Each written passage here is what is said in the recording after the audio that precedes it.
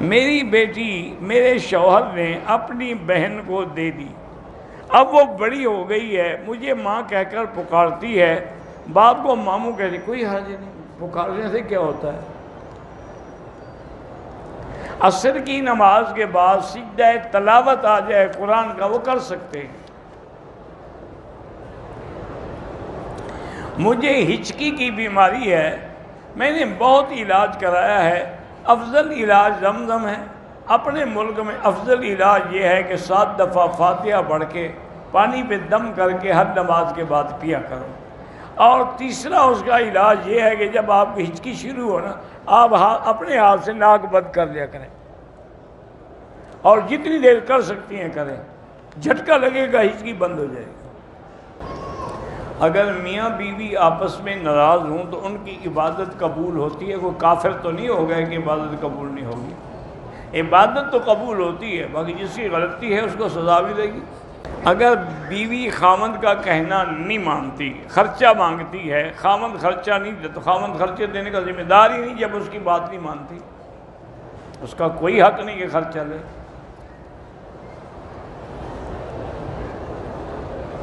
بڑا بھائی اپنے چھوٹے بھائی کو اپنی بیٹی کا رشتہ دے اور چھوٹے بھائی کا بیٹا اس رشتے پہ راضی نہ ہو، انکار کر دے، تو چھوٹا بھائی صلہ رحمی کو ترجیح دے، نہیں کوشش کریں اس کو منانے کی، نہ مانے تو ٹھیک ہے۔ صلہ رحمی کا معنی یہ تو نہیں نا کہ وہ نہیں پسند کرتا کہ لڑکی کو اور زبردستی آپ نکاح کریں۔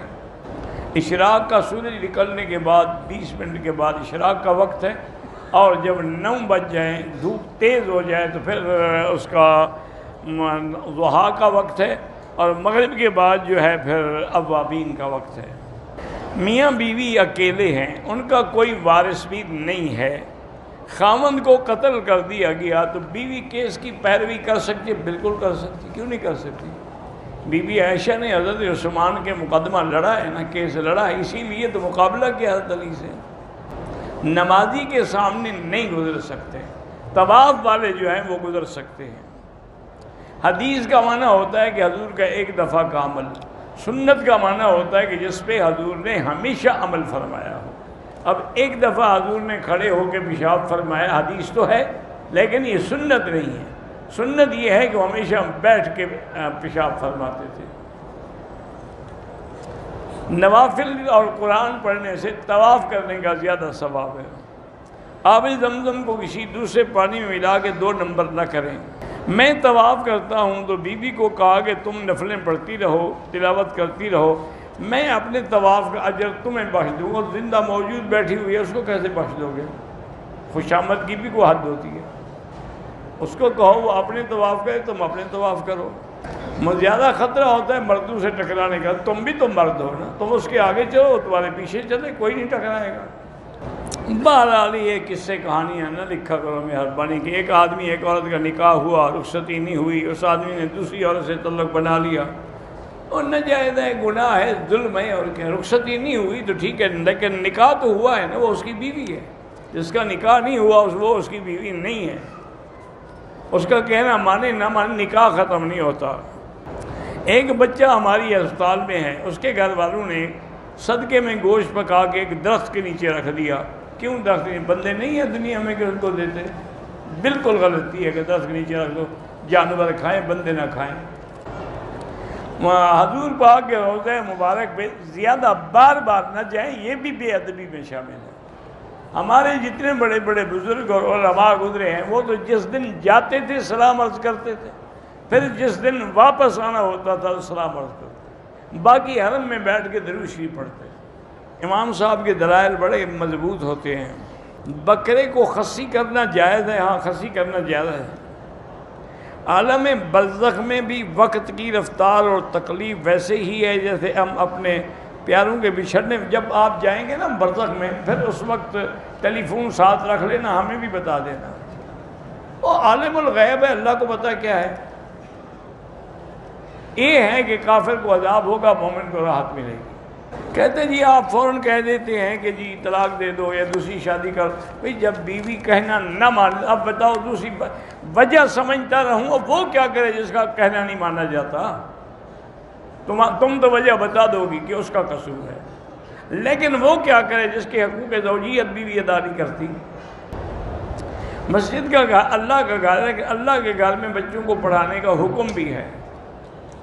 اللہ کے نبی کا فرمان ہے کہ مومن بیٹھتے ہیں یتدارسون، قرآن کو بار بار پڑھتے ہیں، ایک دوسرے کو سناتے ہیں۔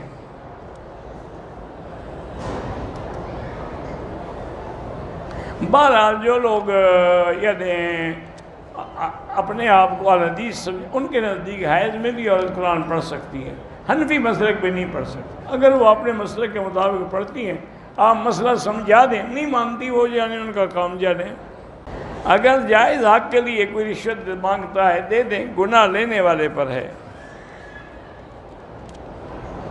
جائے نماز پہ خانہ کعبہ کا فوٹو ہو یا مسجد نبوی کی نماز تو جائز ہے، لیکن بہتر یہ ہے کہ ایسی جا نمازیں نہ ہوں کہ دماغ ادھر چلا جائے، سادہ لیا کریں۔ بہرحال فجر کی سنتوں کی اہمیت ہے، لیکن اگر آپ مسجد میں آئے اور نماز کھڑی ہو چکی تھی تو اب نماز میں مل جائے۔ اذا اقیمت الصلاۃ فلا صلاۃ الا المکتوبہ، 2 رکعت جو ہیں وہ بعد میں پڑھ لیں۔ جس نے بھی سلام کا اللہ خوش رکھے۔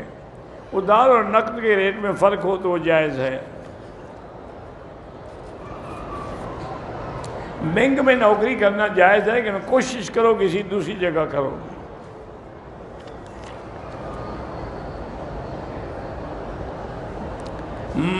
پاکستان میں عورتیں نامحرموں سے پردہ نہیں کرتی، لیکن ان کا شوہر فوت ہو جائے تو عدت میں پردہ کرتی ہیں۔ وہ تو اس وقت بھی کرنا چاہیے، عدت میں بھی کرنا چاہیے۔ 2 نمازوں کو جمع کرنا جائز ہے، لیکن اس طرح کہ ظہر کی نماز میں تاخیر کرو، آخری وقت میں پڑھو، اس کے فوراً بعد عصر کا اول وقت شروع ہو جائے گا، اس کو پڑھ لو، تو دونوں جمع بھی ہو گئی، رہی بھی اپنے اپنے وقت میں۔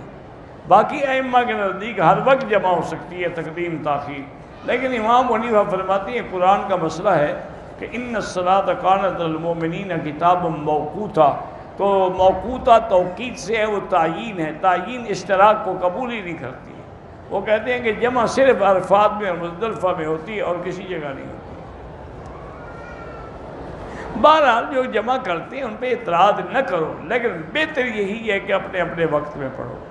اب دیکھیں نا، اللہ کی کوئی حکمت تو ہے نا، آپ فجر کی نماز اور ظہر کو تو جمع نہیں کر سکتے نا، کیوں؟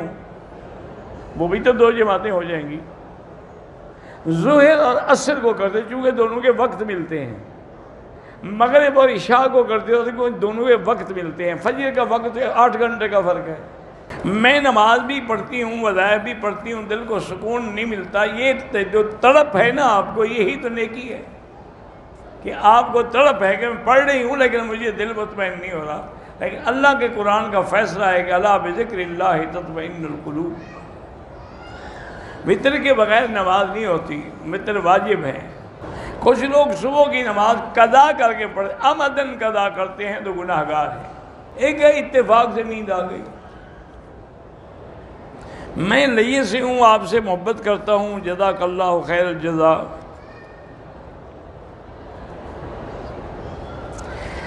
صوم و صلات کی پابند ہے، نیک ہے، قرآن بھی پڑھ رہی ہے، لیکن رشتے آتے ہیں طے نہیں ہو رہے۔ اللہ کرے کہ ہر شے کا وقت مقرر ہے، تم جلدی کیوں کرتے ہو؟ تم کتنے عرصے کے بعد مکے میں آئے ہو؟ تو ہر چیز کے لیے وقت ہے، جب اللہ چاہیں گے ہو جائے گا۔ اذان کے وقت قرآن پڑھ رہے ہیں، پڑھتے رہیں اور اس کا جواب بھی دیتے رہیں۔ قرآن کے ورق الٹنے کے لیے اگر کوئی آدمی منہ سے گیلا کر لے کوئی بات نہیں، اگر قرآن شریف گر جائے غلطی سے تو کوئی گناہ نہیں، تم نے آمدن تھوڑا گرایا ہے، نہ توہین کی ہے، گر گیا قدرتی گر گیا۔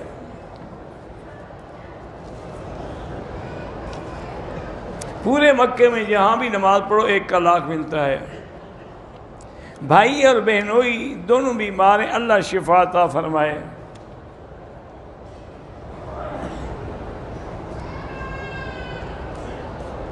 ایک آدمی نے نوکری کا جھانسا دے کر پیسے لیے تھے، وہ آدمی فوت ہو گیا، اب اس کے دل میں اللہ کا خوف آ گیا ہے تو یہ پیسے اس کے وارثوں کو دے دیں، بیوی کو، بچوں کو۔